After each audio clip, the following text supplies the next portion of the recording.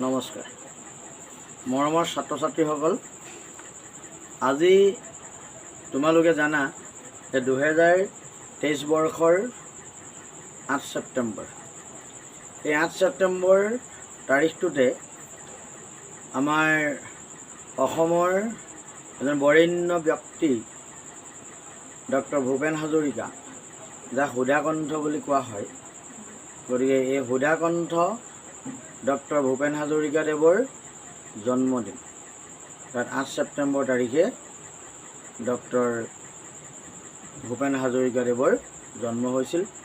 গতিকে আজি তেওঁৰ এই পবিত্ৰ উপজা দিনত মই তেওঁৰ বিষয়ে কেইটামান বিশেষ জানিবলগীয়া মুহূৰ্ত মই সংগ্ৰহ কৰিছিলোঁ আৰু সেই কথাকেইটা মই তোমালোকলৈ আজি তেওঁৰ জন্মদিনৰ শুভেচ্ছাৰ লগতে তোমালোককো তেওঁৰ এই তথ্যখিনি জানিবলৈ দিছোঁ।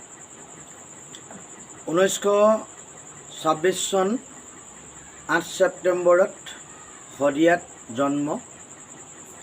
তেওঁৰ পিতৃ নীলকান্ত হাজৰিকা আৰু মাতৃ শান্তিপ্ৰিয়া হাজৰিকা। 1930 চন 5 বছৰ বয়সতে গুৱাহাটীৰ কটন কলেজিয়েট হাইস্কুলৰ সভাত প্ৰথম গীত পৰিৱেশন। 1936 জয়মতী বোলছবিৰ বাবে 2টি গীত বাণীবদ্ধ। 1937 কুসুমৰ পুত্ৰ শ্ৰী শংকৰ গুৰুৱে ধৰিছিল নামৰে টান ৰচিত প্ৰথম গীত। 1939 ইন্দ্ৰমালতী ছবিত অভিনয় আৰু মইনা কেতিয়া আহিলি তই গীতটি পৰিৱেশন। 1940 তেজপুৰ চৰকাৰী বইজ হাইস্কুলৰ পৰা প্ৰৱেশিকা পৰীক্ষাত উত্তীৰ্ণ। 1942 কটন কলেজৰ পৰা ইণ্টাৰমিডিয়েট পাছ কৰি বেনাৰস হিন্দু বিশ্ববিদ্যালয় আৰু স্কুল অৱ আৰ্টত ভৰ্তি।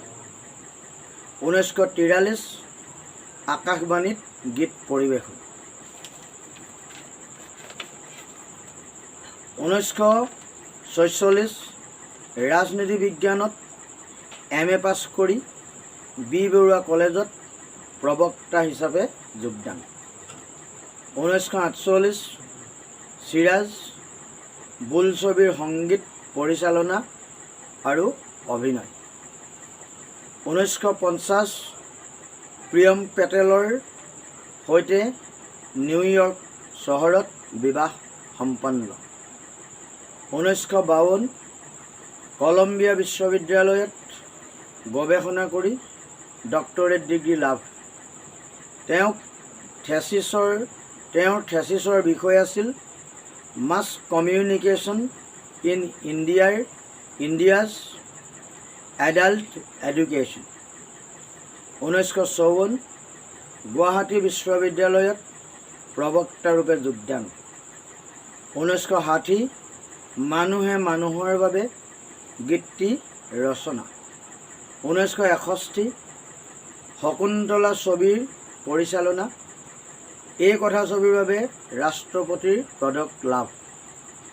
1966 লতি ঘটি কথা ছবিৰ বাবে ৰাষ্ট্ৰপতিৰ পদক লাভ।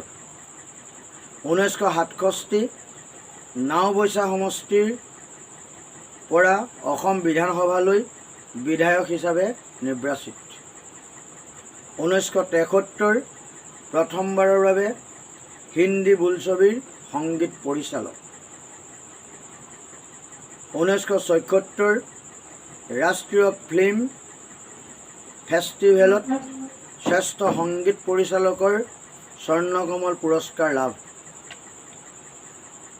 1985 ৰাষ্ট্ৰীয় ফিল্ম এৱাৰ্ড জুৰীৰ সভাপতি। 1988 অসম চৰকাৰৰ শ্ৰীমন্ত শংকৰদেৱ বঁটা লাভ আৰু সংগীত নাটক অকাডেমীৰ বঁটা লাভ। 1993 অসম সাহিত্য সভাৰ সভাপতি নিৰ্বাচিত আৰু দাদা চাহেব ফাল্কে বঁটা লাভ। 1998 সংগীত নাটক একাডেমীৰ সভাপতি হিচাপে মনোনীত। 2001 ভাৰত চৰকাৰৰ পদ্মভূষণ সন্মান লাভ। 2008 অসম চৰকাৰৰ অসম ৰত্ন উপাধি লাভ। 2011 5 নৱেম্বৰত দেহাৱসান মুম্বাইত। 2012 ভাৰত চৰকাৰৰ দ্বাৰা মৰণোত্তৰভাৱে পদ্ম বিভূষণ সন্মান লাভ। এইকেইটি ডক্টৰ ভূপেন হাজৰিকাদেৱৰ বাবে জানিবলগীয়া অতি প্ৰয়োজনীয় তথ্য মই তোমালোকলৈ সংগ্ৰহ কৰি তোমালোকৰ বাবে আগবঢ়াই দিলোঁ। তেওঁৰ আজি এই পবিত্ৰ জন্মদিনত তেওঁক আমি শ্ৰদ্ধাৰে সোঁৱৰাৰ লগতে তোমালোকৰো উপকাৰৰ কাৰণে জানিবলগীয়া তেওঁৰ বিষয়ে কেইটামান তথ্য তোমালোকলৈ আগবঢ়াই আজি মই মোৰ ভিডিঅ'টি সামৰিছোঁ।